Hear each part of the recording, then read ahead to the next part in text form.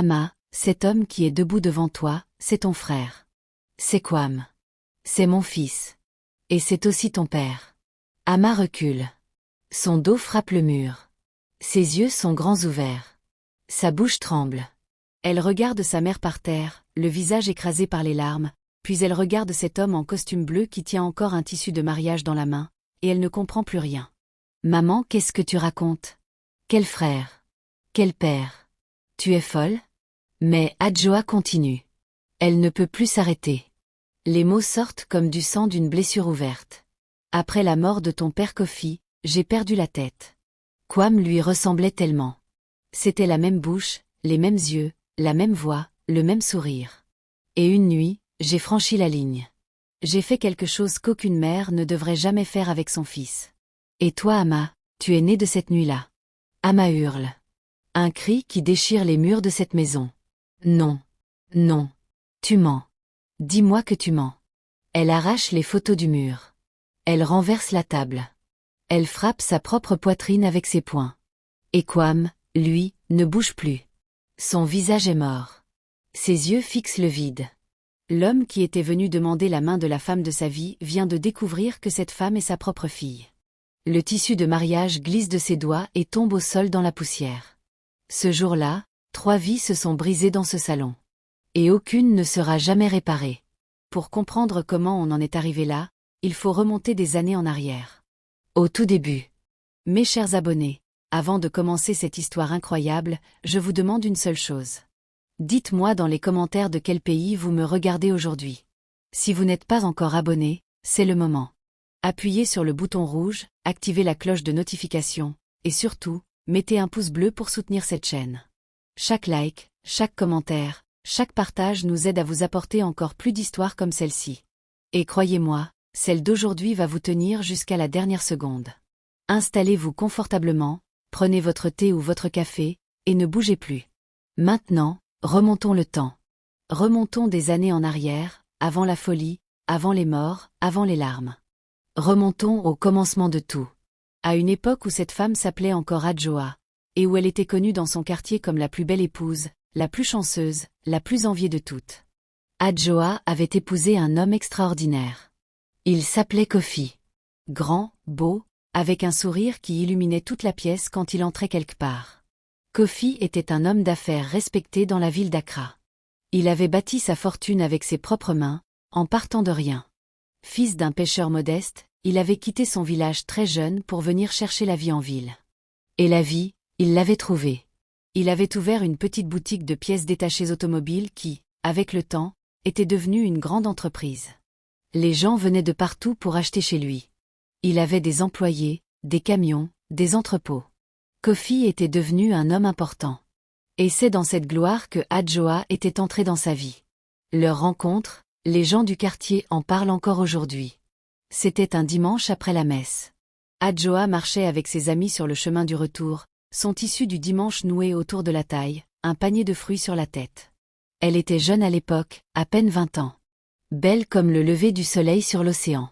Sa peau était douce comme du beurre de karité, ses yeux brillaient comme des étoiles, et quand elle marchait dans la rue, les hommes se retournaient sur son passage. Kofi passait en voiture ce jour-là. Il l'a vue. Il a freiné. Il est descendu de sa voiture, lui, l'homme d'affaires en costume, et il s'est approché d'elle avec un respect que Adjoa n'oublierait jamais. Il lui a simplement demandé son prénom. Et à partir de ce moment, plus rien ne pouvait les séparer. Du moins, c'est ce qu'il croyait. Leur cours a duré 6 mois. 6 mois de visite chez les parents de Adjoa, de cadeaux, de conversations sous le manguier de la cour familiale, de promesses sincères. La famille de Adjoa était modeste. Son père était un petit fonctionnaire, sa mère vendait des légumes au marché. Mais Kofi ne regardait pas le statut social. Il regardait le cœur. Et le cœur de Adjoa était pur comme de l'eau de source. Il s'était marié dans une cérémonie magnifique, avec toute la famille, toute la communauté. Les anciens avaient béni leur union. Les femmes avaient chanté des chants traditionnels qui racontaient l'histoire des grandes amours du passé. Les tambours avaient résonné toute la nuit. On avait sacrifié des bœufs. On avait dansé jusqu'à ce que les pieds ne puissent plus bouger. Tout le monde disait que ce mariage était écrit par Dieu lui-même. Que ces deux âmes étaient faites l'une pour l'autre depuis le commencement du monde. Leur amour était profond. Sincère. Total. Kofi adorait sa femme. Il la traitait comme une reine. Il lui achetait les plus beaux tissus, les plus beaux bijoux. Il l'emmenait en voyage. Il construisait pour elle une grande maison dans le meilleur quartier de la ville. Et Adjoa, de son côté, était une épouse dévouée. Elle cuisinait pour son mari, elle prenait soin de lui, elle l'attendait chaque soir avec le sourire. Leur maison sentait toujours bon. Elle était toujours propre, toujours accueillante. Les voisins les regardaient avec admiration et un peu de jalousie aussi, il faut le dire. Et puis, le bonheur a été complété par la naissance de leur fils. Kwam. Le jour où Kwam est né, Kofi a pleuré de joie. C'était la première fois que les gens voyaient cet homme fort, ce businessman respecté, verser des larmes. Il tenait son fils dans ses bras comme le plus précieux des trésors. Et dès les premiers jours, tout le monde a remarqué quelque chose d'extraordinaire. Ce bébé ressemblait à son père de manière troublante. Les mêmes yeux. Le même front. La même bouche. Le même nez. C'était comme si Dieu avait pris Kofi, l'avait réduit en miniature, et l'avait déposé dans les bras de Adjoa. Les gens disaient en riant que la mère n'avait fait que porter l'enfant, parce que tout le reste, c'était le père en copie exacte. Les années passaient et cette ressemblance ne faisait que s'accentuer. À 5 ans, Kwam marchait comme son père. À 8 ans, il parlait comme son père. À 12 ans, il avait les mêmes gestes, les mêmes expressions du visage. Quand Kofi rentrait du travail le soir et que son fils venait l'accueillir à la porte, on aurait dit qu'on voyait le même homme à 2 âges différents. Comme des jumeaux séparés par le temps. C'était fascinant et troublant à la fois. Kofi et Kwam étaient inséparables. Le père emmenait son fils partout. Au bureau, au marché, chez les clients. Il lui montrait comment fonctionnait l'entreprise. Il lui apprenait les valeurs du travail, de l'honnêteté, du respect. Il lui disait souvent que tout ce qu'il avait construit, c'était pour lui. Que c'est lui qui allait reprendre le flambeau un jour. Kwam admirait son père plus que tout au monde. C'était son modèle, son héros, sa référence. Adjoa regardait cette relation entre le père et le fils avec un bonheur immense. Sa famille était parfaite. Son mari l'aimait. Son fils grandissait bien. La maison était prospère. Que demander de plus à la vie? Mais la vie est traître, mes amis. La vie donne avec une main et reprend avec l'autre. Et ce qu'elle s'apprêtait à reprendre à Adjoa allait changer le cours de son existence pour toujours. Un matin ordinaire, Kofi est parti au travail comme d'habitude. Il a embrassé sa femme, il a tapé sur l'épaule de son fils, il est monté dans sa voiture, et il est parti. Personne ne savait que c'était la dernière fois. Sur la route principale, un camion a perdu le contrôle. L'accident a été violent. Terrible. Quand les secours sont arrivés, il était déjà trop tard. Kofi, le grand Kofi, l'homme qui avait tout construit, l'époux parfait, le père modèle, était parti. Comme ça. En un instant. Sans prévenir. Sans dire au revoir. La nouvelle a frappé Adjoa comme la foudre. Quand on est venu lui annoncer, elle est tombée par terre. Elle a crié. Elle a hurlé. Les voisins sont accourus. Les femmes du quartier sont venues la soutenir. Mais rien ne pouvait calmer sa douleur. Rien au monde. L'homme qu'elle aimait plus que sa propre vie venait de lui être arraché. Le monde de Adjoa s'est effondré ce jour-là. Et il ne s'est jamais vraiment reconstruit. Kwam, lui, avait 14 ans quand c'est arrivé. Il était à l'école quand le directeur est venu le chercher en classe. Le garçon a su que quelque chose de grave s'était passé en voyant le visage du directeur. Et quand on lui a dit que son père ne reviendrait plus jamais, quelque chose s'est brisé dans ce jeune garçon. Il n'a pas pleuré tout de suite. Il est resté debout, immobile, le regard fixe, comme une statue. Ce n'est que le soir, quand il est entré dans la chambre de ses parents et qu'il a vu le pyjama de son père encore posé sur le lit, qu'il s'est effondré. Il a serré ce pyjama contre sa poitrine et il a pleuré toute la nuit. Sa mère l'a rejoint et ils ont pleuré ensemble, accrochés l'un à l'autre, dans cette grande maison qui venait de perdre son pilier. Les funérailles ont été grandioses, comme Kofi le méritait. Tout le monde est venu. Les amis, la famille, les associés, les clients, les employés. La ville entière pleurait cet homme qui avait touché tant de vies. Adjoa, vêtue de noir, ne parlait plus. Elle regardait le cercueil de son mari sans cligner des yeux, comme si elle espérait qu'il allait se lever et lui dire que tout cela n'était qu'une mauvaise blague. Et c'est là que quelque chose de terrible a commencé à germer dans l'esprit de Adjoa. Quelque chose de sombre, de malsain, de dangereux. Quand elle est rentrée à la maison après l'enterrement, quand elle a vu son fils Kwame debout dans le salon, en costume noir, le visage triste, elle a eu le souffle coupé. Parce que pendant un instant, juste un instant, elle a cru voir Kofi.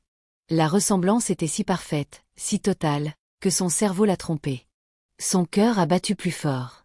Ses mains ont tremblé. Et une pensée interdite, une pensée que jamais une mère ne devrait avoir, a traversé son esprit comme un éclair dans la nuit.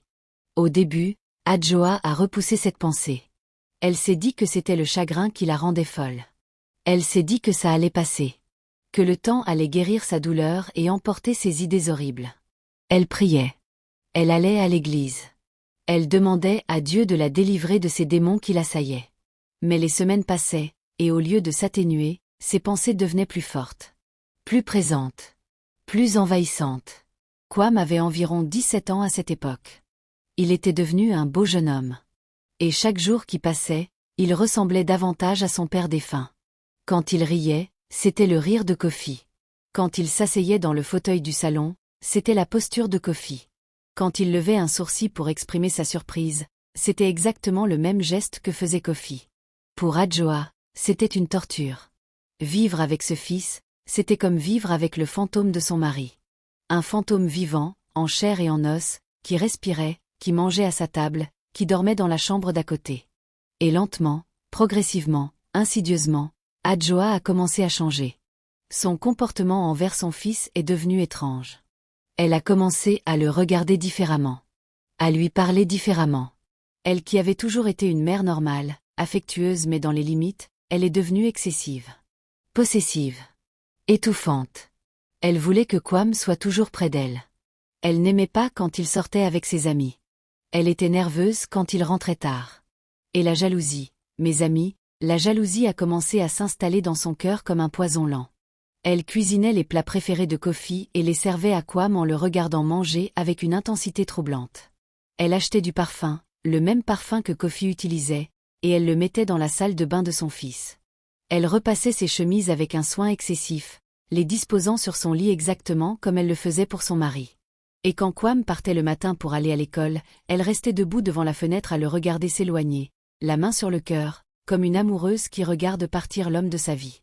Les amies de Adjoa, celles qui venaient encore la voir, ont commencé à s'inquiéter. Elles trouvaient Adjoa changée. Plus maigre. Plus pâle. Plus nerveuse. Mais quand elle lui posait des questions, Adjoa souriait et disait que tout allait bien. Que c'était juste le manque de son mari. Que c'était normal. Les amies hochaient la tête avec compassion et repartaient. Elles ne pouvaient pas deviner ce qui se passait vraiment derrière les murs de cette maison. La première fois que Kwame a ramené une fille à la maison, Adjoa a perdu le contrôle. C'était une camarade de classe, une jeune fille gentille et polie qui venait simplement pour un travail scolaire. Mais quand Adjoa les a vus assis ensemble dans le salon, en train de rire, quelque chose s'est brisé en elle. Elle est devenue froide. Distante. Elle a regardé cette pauvre fille avec un regard tellement hostile que la jeune fille s'est sentie mal à l'aise et est partie rapidement. Kwame n'a pas compris la réaction de sa mère. Il lui a demandé ce qui n'allait pas. Adjoa a répondu que cette fille n'était pas assez bien pour lui. Qu'elle ne voulait pas de ce genre de personne dans sa maison. Kwame a trouvé ça bizarre mais il n'a pas insisté. Il s'est dit que sa mère était encore fragile à cause du décès de son père, et qu'il fallait être patient avec elle. Mais ce n'était que le début. Les mois suivants, chaque fois que Kwame mentionnait le nom d'une fille, Adjoa réagissait violemment. Elle criait. Elle pleurait.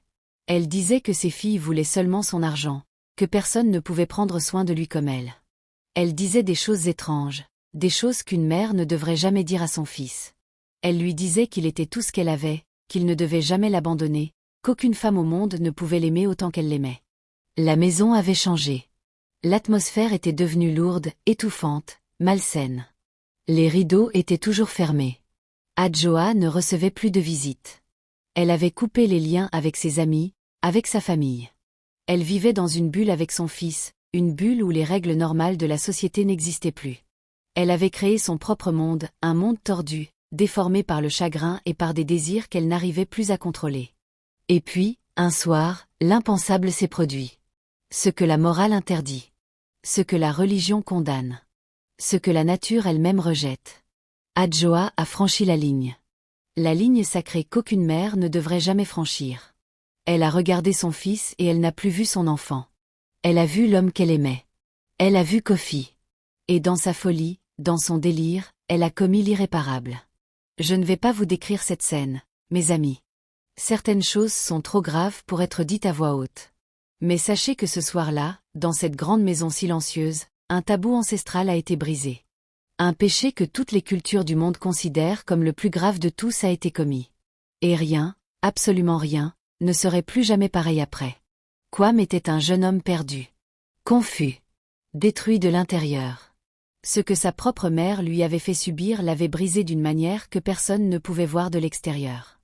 Il marchait, il parlait, il mangeait, mais à l'intérieur, il était mort. Il avait honte. Une honte si profonde, si brûlante, qu'elle le consumait jour après jour. Il ne pouvait en parler à personne. À qui dire une chose pareille? Qui pourrait comprendre? Qui ne le jugerait pas? Adjoa, de son côté, était devenue encore plus possessive. Encore plus jalouse. Encore plus contrôlante. Elle considérait maintenant son fils comme sa propriété. Comme son homme. Elle ne voulait plus qu'il parle à aucune femme. Elle vérifiait son téléphone. Elle sentait ses vêtements quand il rentrait. Elle lui faisait des scènes de jalousie comme une épouse ferait à son mari infidèle. La maison était devenue un enfer. Kwam a essayé de résister. Il a essayé de ramener des filles à la maison pour montrer à sa mère qu'il voulait une vie normale. Une première fille, une deuxième, une troisième. Il les présentait à sa mère en espérant qu'elle accepterait l'une d'entre elles. Qu'elle comprendrait qu'il avait besoin de vivre sa propre vie. Mais Adjoa refusait catégoriquement. Chaque fille qui franchissait la porte de cette maison repartait en larmes, chassée par les insultes et la méchanceté de Adjoa. Elle les humiliait. Elle leur disait qu'elle n'était pas digne de son fils. Elle inventait des mensonges sur elle. Elle faisait tout pour les éloigner. Un jour, Kwam a explosé. Il a crié sur sa mère pour la première fois de sa vie. Il lui a dit que ce qu'elle faisait était mal. Que ce qui s'était passé entre eux était un crime. Que ce n'était pas de l'amour mais de la folie. Adjoa a pleuré. Elle a supplié. Elle s'est jetée à ses pieds en le traitant d'ingrat. Elle lui a dit qu'elle avait tout sacrifié pour lui, que sans elle il ne serait rien, que s'il partait, elle mourrait. Mais cette fois, ses larmes n'ont pas fonctionné. Kwam avait pris sa décision. Il devait partir. Loin. Très loin. Le plus loin possible de cette femme qui était censée être sa protectrice et qui était devenue sa tortionnaire.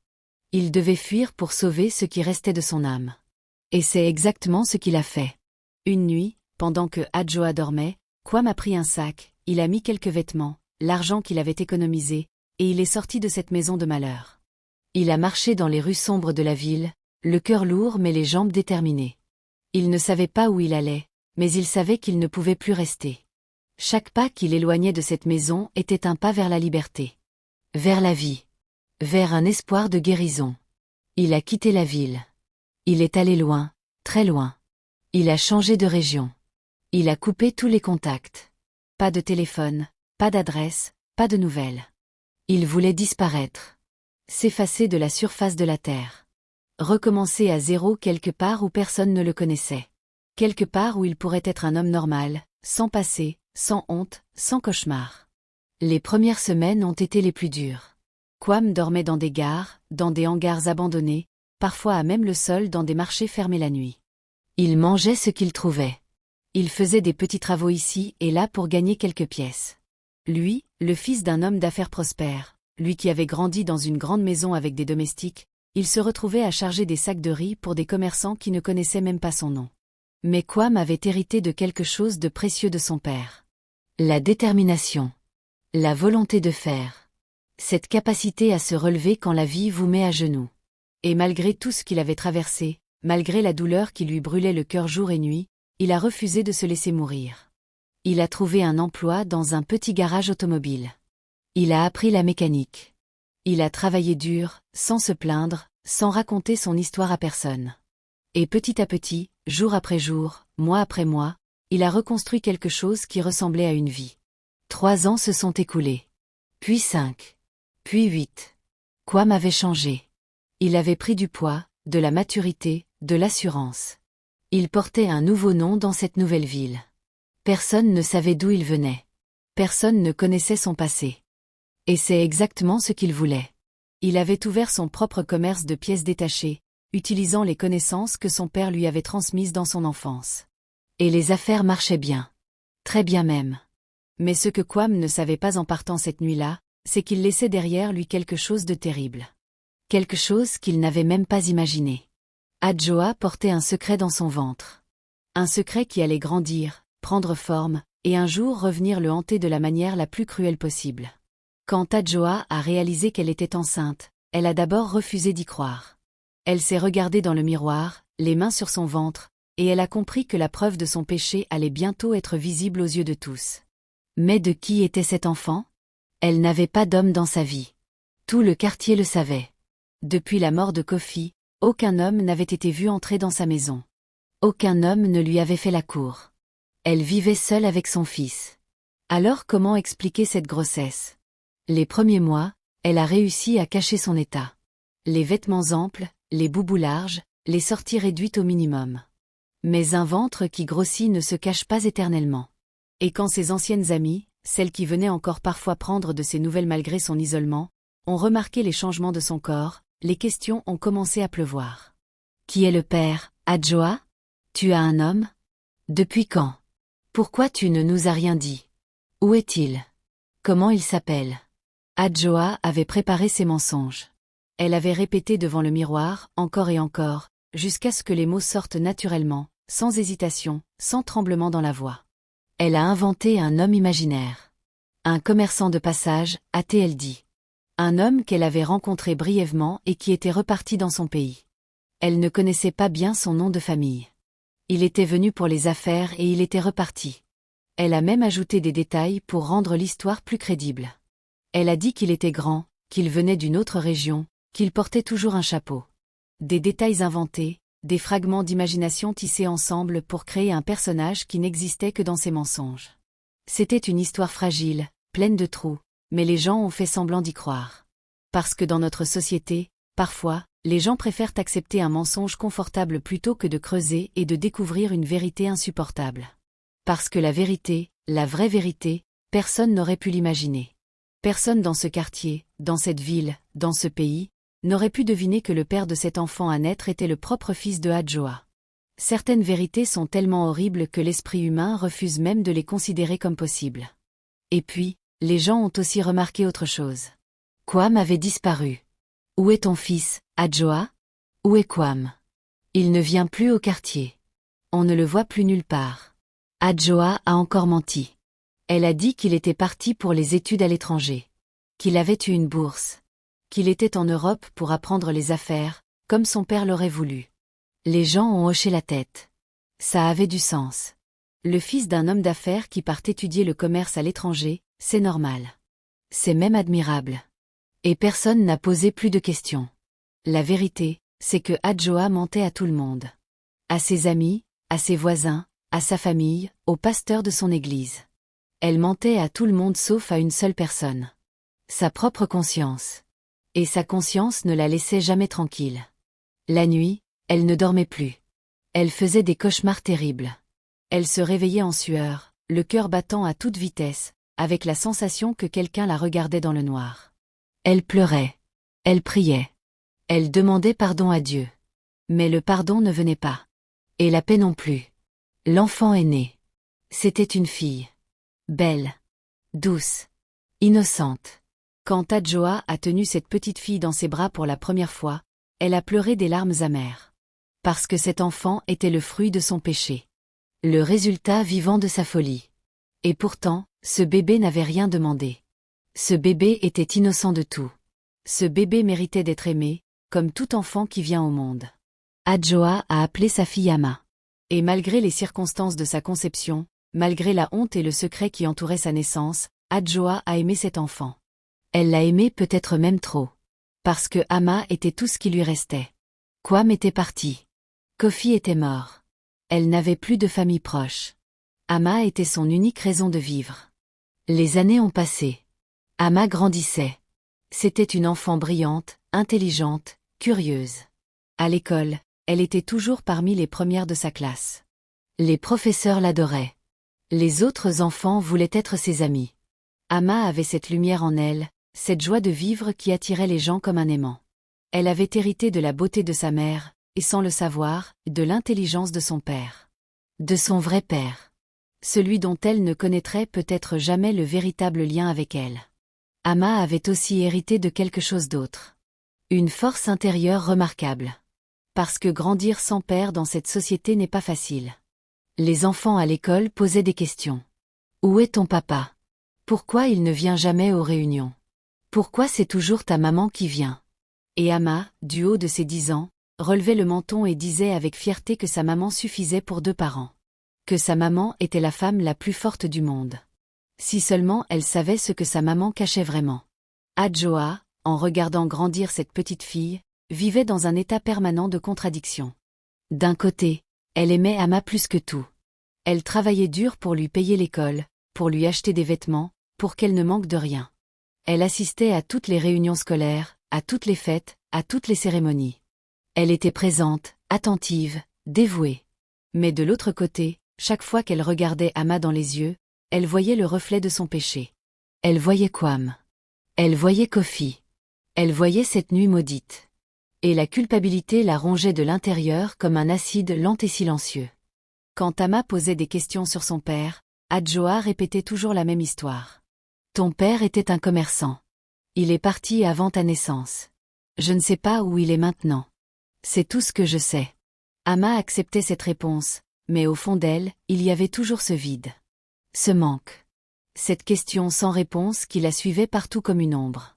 Et quand Ama demandait si elle avait des frères ou des sœurs, Adjoa sentait son cœur se serrer. Oui, tu avais un grand frère. Il s'appelait Kwam. Il est parti à l'étranger il y a longtemps. Je n'ai plus de ses nouvelles. C'est tout. Point final. Pas de détails. Pas d'explication. Juste le silence et la douleur dans les yeux de sa mère qui décourageaient Ama de poser plus de questions. Ama a grandi avec ce mystère. Un père absent. Un frère disparu. Une mère qui portait en elle une tristesse qu'elle ne pouvait pas expliquer. Mais Ama était forte. Elle avait décidé très jeune que sa vie ne serait pas définie par ce qu'elle n'avait pas, mais par ce qu'elle allait accomplir. Elle a étudié dur. Elle a passé ses examens avec brio. Elle a obtenu son diplôme universitaire avec les honneurs. Et quand une grande entreprise de la place lui a proposé un poste, elle a sauté sur l'occasion. Cette entreprise, mes amis, c'était une société spécialisée dans le commerce de pièces détachées automobiles. L'une des plus grandes de la région. Elle avait des bureaux modernes, des centaines d'employés, une réputation solide dans tout le pays. Les murs de l'entrée étaient décorés de photos montrant l'histoire de la société. Sa fondation, sa croissance, ses succès. Et sur la plus grande de ces photos, dans un cadre doré accroché juste derrière le bureau de la réception, il y avait le portrait d'un homme. Un homme au sourire chaleureux, aux yeux bienveillants. Le fondateur. Kofi. Quand Ama est passée devant cette photo le premier jour de son travail, elle s'est arrêtée un instant. Elle a regardé ce visage et elle a ressenti quelque chose de bizarre. Une sorte de familiarité qu'elle ne pouvait pas expliquer. Mais elle n'y a pas prêté attention. Après tout, comment aurait-elle pu deviner que cet homme sur la photo était son grand-père? Comment aurait-elle pu savoir que l'entreprise qui venait de l'embaucher était liée à son sang par des liens qu'elle ne soupçonnait même pas? Et savez-vous à qui appartenait cette entreprise maintenant? Savez-vous qui l'avait reprise et développée? Kofi. Le mari défunt de Adjoa. Le père biologique de Kwam. Et sans que personne ne le sache encore, le grand-père de Ama. Parce que oui, Kwam, le fils de Kofi, celui qui avait fui la maison de sa mère, celui qui avait disparu dans la nature, avait refait sa vie. Loin de sa mère, loin de son passé, il avait travaillé dur. Il avait utilisé les connaissances que son père lui avait transmises avant sa mort. Il avait grimpé les échelons dans le monde des affaires. Et par un de ces détours que la vie seule s'est inventé, il avait fini par hériter de l'entreprise de son père. Des associés de Kofi, en le reconnaissant comme le fils légitime grâce à sa ressemblance frappante avec le défunt, lui avaient confié les rênes de la société. Kwam avait changé de nom, changé de ville, mais le sang qui coulait dans ses veines l'avait ramené exactement là où son père avait commencé. Quand Ama est arrivée dans cette entreprise, elle ne savait rien de tout cela. Pour elle, c'était simplement un bon emploi dans une bonne société. Elle était au département de la comptabilité, elle faisait son travail avec sérieux et compétence, et elle se faisait remarquer par ses supérieurs pour sa rigueur et son intelligence. Et puis, un jour, Le patron lui-même est descendu dans les bureaux. Kwam. Il faisait sa tournée habituelle, il saluait les employés, il vérifiait que tout allait bien. Et quand il est passé devant le bureau de Ama, il s'est arrêté. Il l'a regardé. Et quelque chose dans son cœur a bougé. Ama était belle. Magnifique même. Il y avait dans ses yeux quelque chose de familier, quelque chose qu'il ne pouvait pas définir, mais qui le troublait profondément. Elle avait ce sourire doux, cette élégance naturelle, cette intelligence qui brillait dans chaque mot qu'elle prononçait. Kwam s'est présenté. Il lui a posé quelques questions sur son travail. Ama a répondu avec professionnalisme et une pointe de timidité. Et quand Kwam est remonté dans son bureau, il n'arrivait pas à sortir cette jeune femme de sa tête. Les jours suivants, Kwam a trouvé des excuses pour passer plus souvent dans le département de la comptabilité. Il demandait des rapports qu'il n'avait pas besoin de voir. Il posait des questions qu'il connaissait déjà les réponses. Et chaque fois, il s'arrêtait quelques minutes de plus devant le bureau de Ama. Il parlait. De tout et de rien. Du travail, de la vie, de leurs rêves, de leurs projets. Et petit à petit, sans même s'en rendre compte, ils ont commencé à développer quelque chose. Une connexion. Une attirance. Un sentiment qui grandissait silencieusement, comme une plante dans l'ombre. Ama, de son côté, était aussi troublé. Ce patron n'était pas comme les autres. Il était attentionné, respectueux, cultivé. Il ne la regardait pas comme un objet, mais comme une personne. Il s'intéressait à ce qu'elle pensait, à ce qu'elle ressentait. Il la faisait rire. Il la faisait réfléchir. Et il était beau. Grand, élégant, avec ce sourire chaleureux qui lui rappelait quelque chose qu'elle ne pouvait pas identifier. Si seulement elle avait su. Si seulement elle avait compris pourquoi ce visage lui semblait si familier. Pourquoi ce sourire réchauffait son cœur d'une manière si particulière. Pourquoi elle se sentait si naturellement en confiance avec cet homme. C'est parce qu'il ressemblait à la seule photo qu'elle avait vue de son supposé grand-père. Cette vieille photo jaunie que sa mère gardait dans un tiroir. Le portrait de Kofi. Son vrai père à lui. Et son vrai grand-père à elle. Mais personne ne savait. Personne ne pouvait deviner. Et l'amour, quand il s'installe, ne demande pas de papier d'identité. Il ne vérifie pas les arbres généalogiques. Il entre dans le cœur et il prend toute la place. Kwam et Ama sont tombés amoureux. Profondément, passionnément, complètement amoureux. Ils ont commencé à se voir en dehors du travail. Des dîners, des promenades, des conversations qui duraient jusqu'au petit matin. Kwam racontait à Ama sa vie, ou du moins la version qu'il voulait bien en donner. Il lui parlait de son enfance difficile, de son père qu'il avait perdu jeune, de sa mère qu'il avait dû quitter. Mais il ne disait jamais pourquoi. Il ne disait jamais la vraie raison de son départ. Ce secret-là, il le porterait dans sa tombe. Ou du moins, c'est ce qu'il croyait. Ama aussi parlait de sa vie. De sa mère seule qu'il avait élevée. De ce père qu'elle n'avait jamais connu. De ce frère disparu dont elle n'avait que le prénom. Kwam écoutait tout cela avec attention, mais sans jamais faire le lien. Parce que dans sa tête, sa mère était restée seule après son départ. Il n'avait jamais imaginé, pas une seule seconde, que sa fuite avait laissé des conséquences aussi graves. Leur relation a duré des mois. Presque un an. Un an de bonheur, de tendresse, de projets d'avenir. Kwam avait trouvé en Ama tout ce qu'il cherchait chez une femme. L'intelligence, la beauté, la douceur, la force. Et Ama avait trouvé en Kwam l'homme de sa vie. Celui qui allait combler le vide que l'absence de son père avait creusé dans son cœur. Ironie cruelle du destin, n'est-ce pas? Ils avaient leurs habitudes. Le samedi matin, Kwam venait chercher Ama et ils allaient prendre le petit déjeuner dans un petit restaurant au bord de la mer. Ils regardaient les vagues en mangeant du pain grillé et en buvant du café. Ils parlaient de tout. De leurs rêves d'enfants, de leurs peurs, de leurs espoirs. Kwam voulait des enfants. 3, disait-il. 2 garçons et une fille. Ama riait et disait qu'elle préférait 2 filles et un garçon.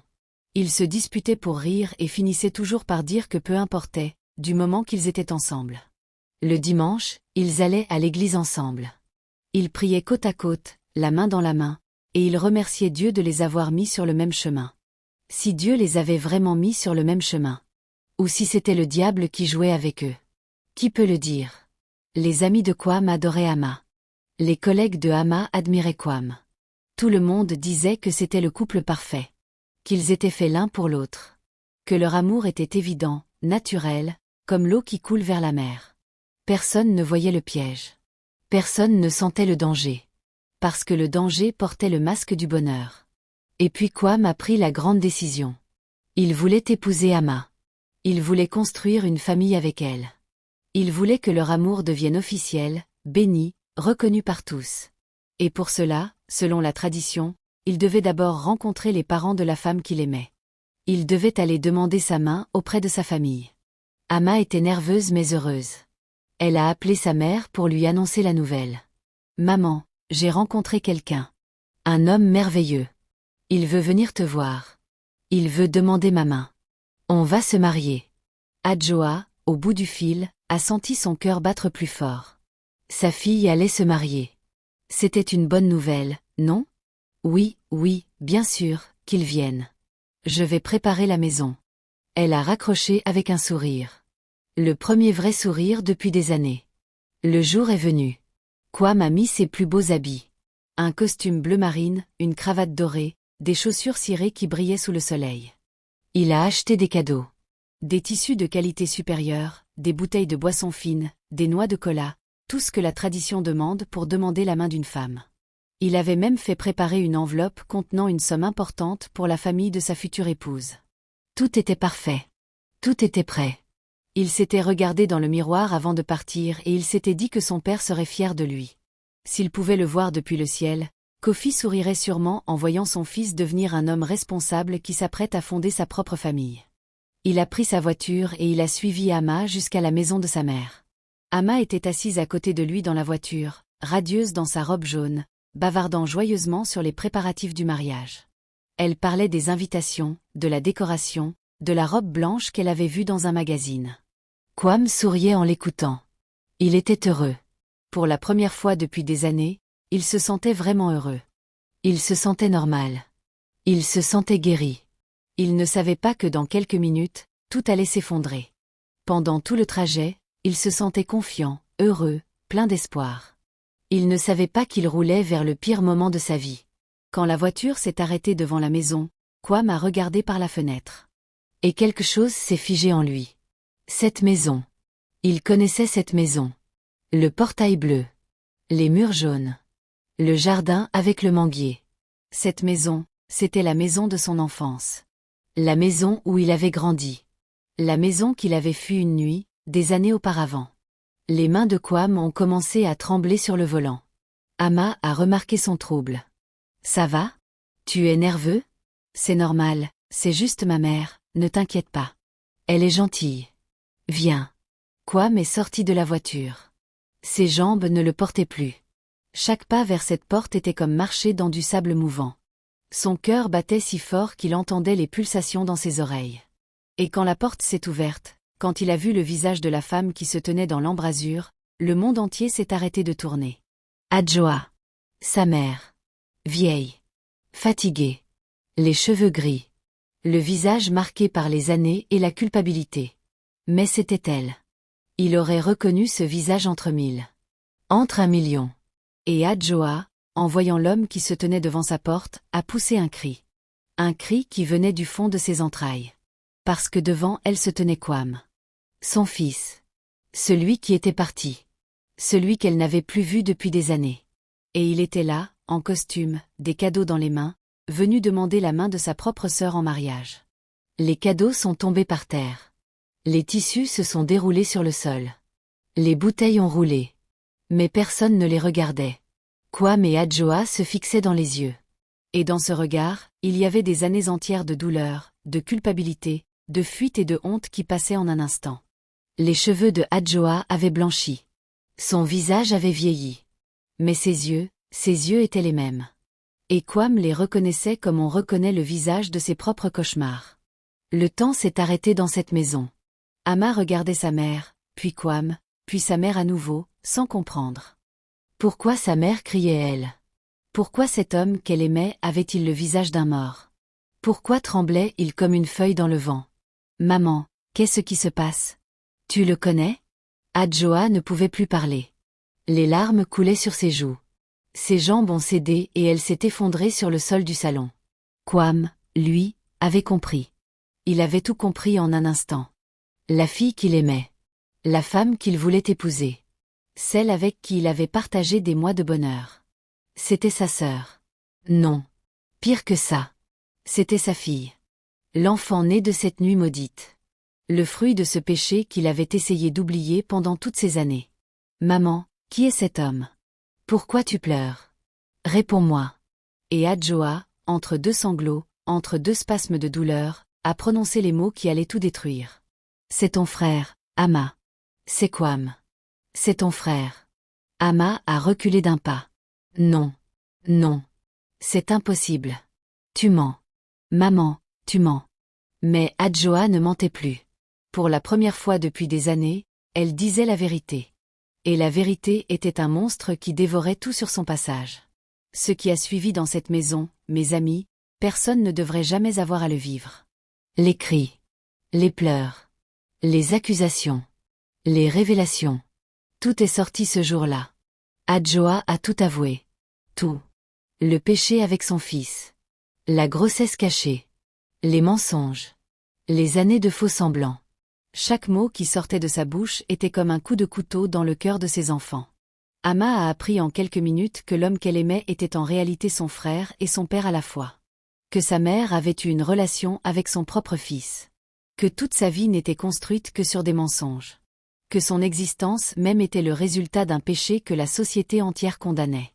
Elle a appris qu'elle était née de quelque chose que personne n'oserait jamais prononcer à voix haute. Comment survivre à une telle révélation? Comment continuer à vivre quand le sol sous vos pieds s'effondre complètement? Quand tout ce que vous croyez être, tout ce que vous pensiez savoir, se révèle être une illusion construite sur l'horreur. Kwam est sorti de cette maison en courant. Il a couru comme un fou dans la rue, sans direction, sans destination. Les gens le regardaient passer sans comprendre. Cet homme en costume, qui courait et qui pleurait en même temps. Il courait pour fuir. Mais comment fuir quelque chose qui est à l'intérieur de vous? Comment fuir votre propre sang? Et Ama. Pauvre Ama. Douce, brillante, innocente Ama. Celle qui n'avait jamais fait de mal à personne. Celle qui n'avait jamais rien demandé. Celle qui voulait juste être aimée, avoir une famille normale, vivre une vie simple. Ama s'est retrouvée seule avec sa mère en larmes sur le sol du salon, et le poids de la vérité sur ses épaules fragiles. Les jours qui ont suivi ont été les plus sombres. Ama ne mangeait plus. Ne dormait plus. Ne parlait plus. Elle restait enfermée dans sa chambre, les yeux ouverts, fixant le plafond. Les images tournaient dans sa tête en boucle. Les souvenirs de ces moments avec Kwam, les baisers, les mots tendres, les projets d'avenir, tout cela était maintenant contaminé par une vérité insupportable. Chaque souvenir heureux était devenu un cauchemar. Elle se regardait dans le miroir et elle ne savait plus qui elle était. Fille de qui? Sœur de qui? Amoureuse de qui? Toutes les cases de sa vie étaient mélangées, confondues, détruites. Ses collègues au bureau ont remarqué son absence. Ils ont appelé. Elle n'a pas répondu. Ses amis sont venus frapper à sa porte. Elle n'a pas ouvert. Le monde extérieur continuait de tourner. Les gens allaient au marché, les enfants allaient à l'école, le soleil se levait et se couchait. Mais pour Ama, le temps s'était arrêté dans cette chambre obscure où elle revivait sa destruction en boucle. Sa mère essayait de lui parler à travers la porte. Ama, mon enfant, ouvre-moi. Laisse-moi t'expliquer. Mais qu'est-ce qu'il y avait à expliquer? Quelle explication pouvait rendre cette situation acceptable? Quels mots pouvaient réparer ce qui avait été cassé? Et Kwam, de son côté, était dans le même état. Enfermé dans son appartement, il refusait de voir qui que ce soit. Il avait fermé son téléphone. Il ne répondait à aucun appel, aucun message. Ses employés s'inquiétaient. Ses amis aussi. Mais personne ne pouvait atteindre cet homme qui sombrait lentement dans les ténèbres. La honte. La honte était le mot qui résumait tout. La honte de ce qu'ils avaient fait sans le savoir. La honte de ce qu'ils étaient l'un pour l'autre. La honte de cette famille brisée, de ce secret monstrueux, de cette vie construite sur des fondations pourries. La honte est un poison terrible, mes amis. Elle vous ronge de l'intérieur. Elle vous enlève le goût de vivre. Elle vous fait croire que vous ne méritez pas d'exister. Et quand la honte devient trop lourde à porter, certaines personnes cherchent le seul moyen qu'elles connaissent pour s'en libérer. Ama a été la première. Un matin, alors que le soleil se levait sur la ville, alors que les oiseaux chantaient comme si le monde était beau, Ama a pris une décision définitive. Elle a écrit une lettre à sa mère.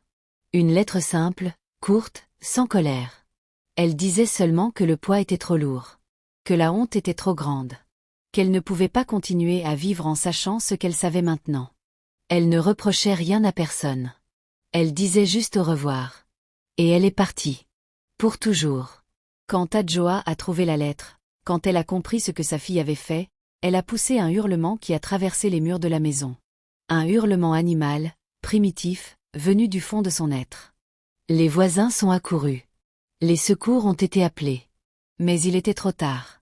Amma était partie rejoindre le monde des esprits, emportant avec elle ses rêves, son sourire, son innocence et le fardeau terrible que sa mère avait déposé sur ses épaules sans le vouloir. Et quelques jours plus tard, la nouvelle est arrivée pour Kwam aussi. Quand il a appris ce que Amma avait fait, quand il a compris que cette jeune femme brillante et belle qu'il avait aimée de tout son cœur avait choisi de quitter ce monde, quelque chose s'est définitivement cassé en lui. Le dernier fil qui le retenait à la vie s'est rompu. Il est allé dans son bureau. Il a fermé la porte. Il a regardé la photo de Amma qu'il gardait sur son bureau. Cette photo où elle souriait, les yeux pleins de vie, les cheveux au vent. Il a caressé cette photo du bout des doigts. Et il a pleuré. Il a pleuré comme il n'avait jamais pleuré de toute sa vie. Pas seulement pour Amma. Pas seulement pour lui. Il pleurait pour tout. Pour son père mort trop tôt. Pour son enfance volée. Pour cette mère qui avait détruit leur famille. Pour cette vie gâchée qu'il n'arrivait plus à supporter. Il pleurait pour le garçon de 14 ans qui avait perdu son héros. Pour le jeune homme de 17 ans qui avait perdu son innocence. Pour l'homme de 30 ans qui venait de perdre la femme qu'il aimait. Et dans un geste de désespoir ultime, il a saisi un couteau. Et il a décidé de suivre Amma dans l'autre monde. De la rejoindre là où la honte et le jugement des hommes ne pouvaient plus les atteindre. Quand ses employés ont enfoncé la porte de son bureau le lendemain matin, ils l'ont trouvé là. Immobile. En paix pour la première fois depuis des années. Le sourire de son père figé sur ses lèvres pour l'éternité. 2 vies. 2 jeunes vies pleines de promesses. Éteintes. Soufflées comme des bougies par le vent terrible de la vérité. Et derrière eux, une traînée de douleurs, de questions sans réponse, de familles brisées, d'amis en deuil, de collègues choqués. La ville entière murmurait. Que s'est-il passé? Pourquoi? Comment un homme d'affaires prospère et une jeune comptable brillante ont-ils pu en arriver là? Et au milieu de tout cela, il y avait Adjoa. La cause de tout. Le point de départ de cette chaîne de catastrophes. Adjoa qui avait perdu son mari. Puis son fils. Puis sa fille. Tout. Elle avait tout perdu. Et elle l'avait mérité, diront certains. Mais la punition était-elle proportionnelle au crime? Certains diront oui. D'autres diront que même les monstres méritent la pitié. Le cerveau de Adjoa n'a pas supporté. Après la mort de ses 2 enfants, quelque chose s'est éteint dans sa tête. Comme un circuit qui saute. Comme une ampoule qui grille. Du jour au lendemain, Adjoa a cessé de reconnaître les gens. Elle parlait à des personnes invisibles. Elle riait toute seule et puis pleurait la seconde d'après. Elle errait dans sa maison en appelant Kwam et Amma, comme s'ils allaient répondre. Les voisins, effrayés, ont fini par appeler les autorités. On a amené Adjoa dans un hôpital psychiatrique. Une grande bâtisse blanche aux murs froids, aux couloirs silencieux, où les gens vont quand leur esprit ne peut plus supporter le poids de la réalité. Elle a été placée dans une chambre avec un lit, une chaise et une fenêtre qui donnaient sur un jardin qu'elle ne regardait jamais. Les infirmières lui apportaient de la nourriture qu'elle ne touchait pas. Elle lui parlait avec douceur mais Adjoa ne les entendait pas. Elle vivait dans un monde parallèle, un monde où Kofi était encore vivant, où Kwam jouait encore dans la cour, où Amma prenait encore son bain dans la bassine en plastique bleu. Un monde où rien de tout cela n'était arrivé. Un monde imaginaire qui était devenu plus réel pour elle que la réalité elle-même. Parfois, les autres patients l'entendaient chanter. Des berceuses qu'elle chantait à ses enfants quand ils étaient petits. Elle berçait un oreiller contre sa poitrine en chantant, comme si c'était un bébé. Et quand quelqu'un essayait de lui prendre cet oreiller, elle hurlait et griffait. Les infirmières avaient appris à la laisser faire. C'était sa manière à elle de survivre dans ce monde brisé. Les médecins l'examinaient. Les infirmières prenaient soin d'elle. Mais personne ne pouvait guérir ce que Adjoa avait. Parce que sa maladie n'était pas seulement dans sa tête. Elle était dans son âme. Dans sa conscience. Dans ses souvenirs terribles qui la hantaient jour et nuit. Et puis les pasteurs sont venus. Des hommes de Dieu, avec leur Bible et leurs prières. Ils venaient régulièrement, ils priaient pour elle, ils imposaient les mains, ils demandaient au Seigneur de lui rendre la raison. Pas seulement pour la guérir, mais pour qu'elle puisse confesser. Pour qu'elle puisse dire la vérité. Toute la vérité. Parce que Adjoa était la seule personne vivante qui connaissait toute l'histoire. Elle était la seule témoin de ce drame. La seule qui pouvait expliquer comment une famille apparemment normale avait sombré dans un tel abîme. Les pasteurs priaient et priaient. Certains jours, Adjoa semblait réagir. Ses yeux s'allumaient brièvement. Elle prononçait des mots. Des fragments de phrases. Le nom de son mari. Le nom de son fils. Le nom de sa fille. Mais elle retombait aussitôt dans son monde intérieur, dans cette prison mentale qu'elle s'était construite pour échapper à l'horreur de ce qu'elle avait fait. Les gens du quartier, eux, ne comprenaient toujours pas. Pour eux, Adjoa était une pauvre veuve qui avait perdu la raison après la mort mystérieuse de ses enfants. Personne ne connaissait la vérité. Personne ne savait le secret. Et peut-être que c'était mieux ainsi. Certaines vérités sont trop lourdes pour être portées par une communauté entière. Certaines vérités sont comme des bombes qui, si elles explosent, détruisent tout autour d'elles. Mais dans cette chambre d'hôpital, entre les murs blancs et le silence pesant, Adjoa revivait tout. Chaque nuit, elle revivait le sourire de Kofi, la ressemblance de Kwame, cette nuit maudite, la naissance de Ama, les mensonges, la visite de Kwame avec les cadeaux de mariage, les cris, les larmes, et puis le silence. Le silence terrible qui avait suivi la mort de ses enfants.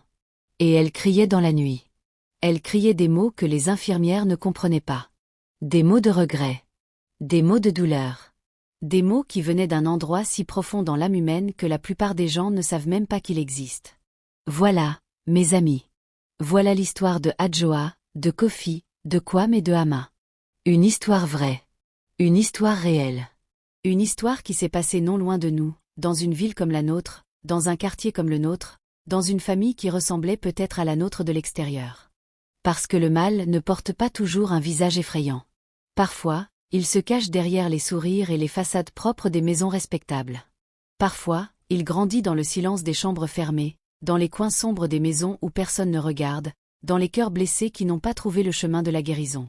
Maintenant, permettez-moi de vous donner mon analyse personnelle de cette histoire. En tant que personne qui raconte ces histoires, qui les vit à travers les mots, qui ressent les émotions de chaque personnage, voici ce que je retiens de ce drame. Premièrement, le deuil mal géré peut détruire une vie entière.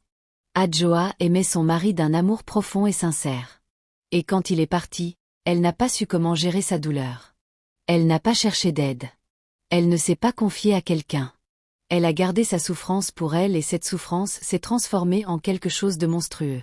Si Adjoa avait parlé à quelqu'un, si elle avait consulté un professionnel, si elle avait accepté le soutien de sa communauté, peut-être que rien de tout cela ne serait arrivé.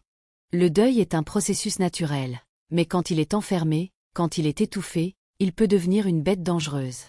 Deuxièmement, les secrets sont des poisons à retardement. Chaque mensonge de Adjoa était une pierre ajoutée à un mur qui allait finir par s'effondrer sur elle et sur tout ce qu'elle aimait. Si elle avait eu le courage de parler, de confesser, peut-être au pasteur, peut-être à une personne de confiance, peut-être que le destin de Kwame et de Ama aurait été différent. Les secrets ne protègent personne. Ils ne font que retarder le moment de la catastrophe et aggraver les dégâts quand elle arrive. Troisièmement, les victimes innocentes paient souvent le prix le plus lourd. Ama n'avait rien fait. Elle n'avait commis aucun péché. Elle était simplement née dans une situation qu'elle n'avait pas choisie. Et c'est elle qui a payé le prix le plus élevé. C'est elle qui a porté le poids d'un secret qu'elle n'avait jamais demandé à connaître. Et c'est elle qui n'a pas eu la force de continuer. Cela devrait nous rappeler que nos actions, surtout nos mauvaises actions, ne nous affectent pas seulement nous-mêmes. Elles touchent des gens innocents, des gens qui n'ont rien demandé, des enfants qui méritaient un avenir meilleur. Quatrièmement, le destin a parfois une manière cruelle de révéler la vérité. Parmi tous les hommes de cette ville, parmi toutes les entreprises, parmi toutes les possibilités que la vie offrait, il a fallu que Ama tombe exactement là où la vérité l'attendait. Comme si le destin refusait de laisser ce secret enterré pour toujours. Comme si l'univers lui-même exigeait que la lumière soit faite, peu importe le prix à payer. Et cinquièmement, la folie de Adjoa n'est pas seulement une maladie. C'est aussi une punition. Une punition que sa propre conscience lui a infligée. Parce que le tribunal le plus sévère n'est pas celui des hommes. C'est celui de notre propre cœur. Adjoa savait ce qu'elle avait fait. Et son cœur, son âme, son esprit ne pouvaient plus supporter cette connaissance. Alors ils ont choisi de se déconnecter. De s'éteindre. De la plonger dans un monde où elle ne pouvait plus penser, plus raisonner, plus se souvenir. C'est peut-être la seule miséricorde que le destin lui a accordée. Et sixièmement, cette histoire nous enseigne que nous devons protéger nos enfants. Pas seulement des dangers extérieurs, mais parfois des dangers qui viennent de l'intérieur même de la famille. Un enfant fait confiance à ses parents de manière absolue. Quand cette confiance est trahie, quand le protecteur devient le bourreau, les dégâts sont irréparables. Kwame n'a jamais guéri de ce que sa mère lui a fait. Il a reconstruit sa vie, oui. Il a gagné de l'argent, oui. Mais à l'intérieur, il portait une blessure qui ne s'est jamais refermée. Et c'est cette blessure qui a fini par le rattraper, des années plus tard, de la manière la plus tragique qui soit. Je veux aussi dire quelque chose d'important. Dans cette histoire, il n'y a pas de gagnant. Tout le monde a perdu.